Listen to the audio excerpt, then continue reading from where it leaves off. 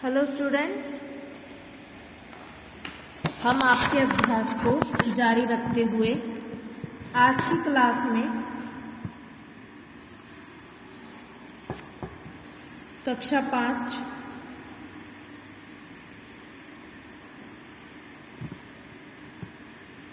विषय गणित का अभ्यास कार्य करेंगे।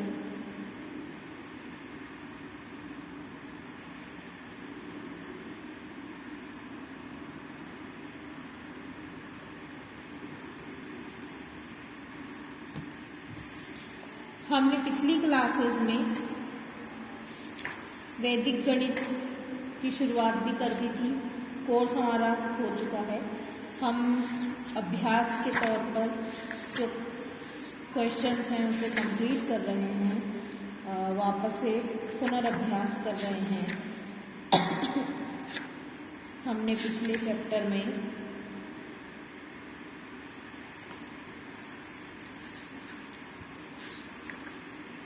जो सवाल किए थे उसके अलावा इम्पॉर्टेंट जो क्वेश्चन बन सकते हैं उसके बारे में आज डिस्कस करेंगे।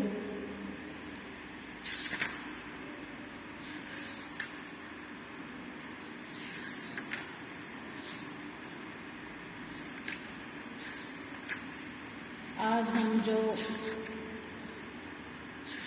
टॉपिक के बारे में अभ्यास करेंगे वो है भार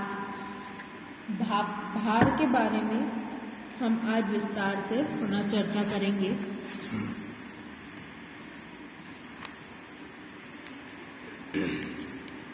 सबसे पहली चीज तो ये समझनी जरूरी है कि भार की मापन इकाइयां क्या और किस प्रकार से हैं। मुख्य बिंदु हैं ये इस चैप्टर के। पहला पॉइंट है 1 किलोग्राम में कितने ग्राम होते हैं। पहली तो ये चीज़ ही याद करना ज़रूरी है, 1 किलोग्राम में 1000 ग्राम होते हैं। दूसरी बात, अगर 1 किलोग्राम में 1000 ग्राम होते हैं तो आप बताओ 5 किलोग्राम में कितने ग्राम होंगे। 5000 ग्राम। ये बात क्लियर हो गई। जब इस प्रकार से हमें ये पूछा जाए कि इतने किलोग्राम में कितने ग्राम है, मान लो यहाँ एक प्रश्न आ गया, उदाहरण के तौर पर मैं तुम्हें बताती हूँ। एक प्रश्न आ गया कि बताइए 7 किलोग्राम में कितने ग्राम होते हैं। तो ऐसी स्थिति में आप कैसे हल करोगे। हमें पता है, हमें याद है कि 1 किलोग्राम में 1000 ग्राम होते हैं। तो हल करने के लिए अपन क्या करेंगे, जो संख्या हमें दी है, जिस संख्या को हमें किलोग्राम में दिया है उस संख्या को हम किससे गुणा कर देंगे, 1000 से गुणा कर देंगे। इस प्रकार से हमें पता चल जाएगा कि कितने ग्राम होंगे दिए गए किलोग्राम में। जैसे यहाँ पर 7 किलोग्राम में कितने ग्राम पूछा था तो उत्तर हो गया 7000 ग्राम होते हैं।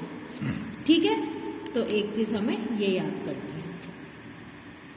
दूसरा बिंदु है याद करने का, वो ये कि यदि कभी ये पूछ लिया जाए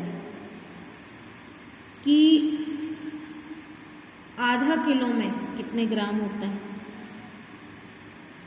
आधा किलोग्राम में कितने ग्राम होते हैं, तो आप कैसे बताओगे। हमें पता है कि 1 किलोग्राम में 1000 ग्राम होता है।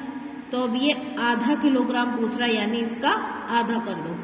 तो आधा किलोग्राम में कितने ग्राम हो गए, 500 ग्राम।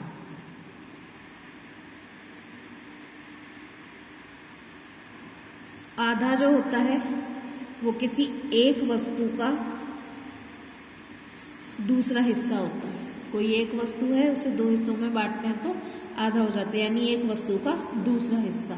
इस प्रकार से जब किसी वस्तु का आधा पूछा जाए तो एक की जो मापन इकाई होती है, जैसे 1001 की मापन इकाई थी, तो उसको अपन किससे भाग कर देंगे? 2 से। और ऊपर 1 है तो आप इससे गुणा कर देंगे। 1 से गुणा करोगे तो वो 1000 ही रहेगा, और 2 से भाग कर दोगे तो 500 आ जाएगा। इस प्रकार से आधा किलोग्राम में 500 ग्राम। दूसरी बात ये। तीसरी बात, यदि ये पूछ लिया जाए 1 पाव में कितने ग्राम होते हैं, तो कैसे बताओगे? 1 पाव कितना होता है? बस ये तुम्हें याद रखना है कि 1 पाव किसी भी वस्तु का 1/4 हिस्सा होता है।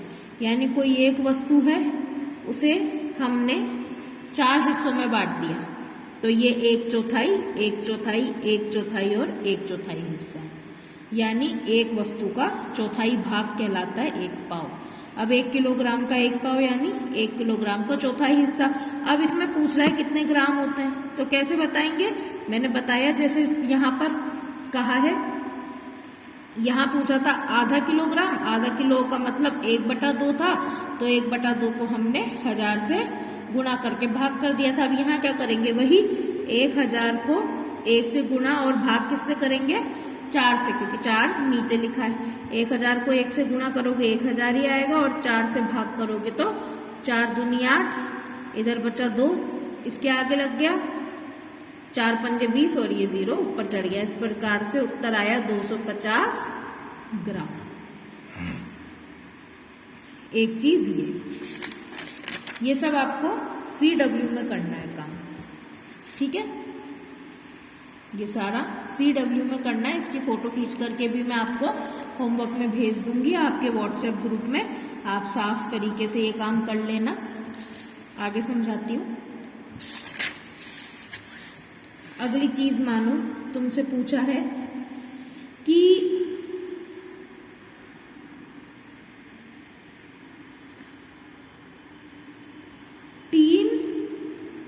पाव में कितने ग्राम होते हैं। अब 3 पाव क्या है? 3 पाव का अर्थ होता है किसी भी वस्तु का 3/4 हिस्सा। जब इस प्रकार से हिस्सों को पूछा जाता है तो हम क्या करते हैं, मैंने बताया है आपको।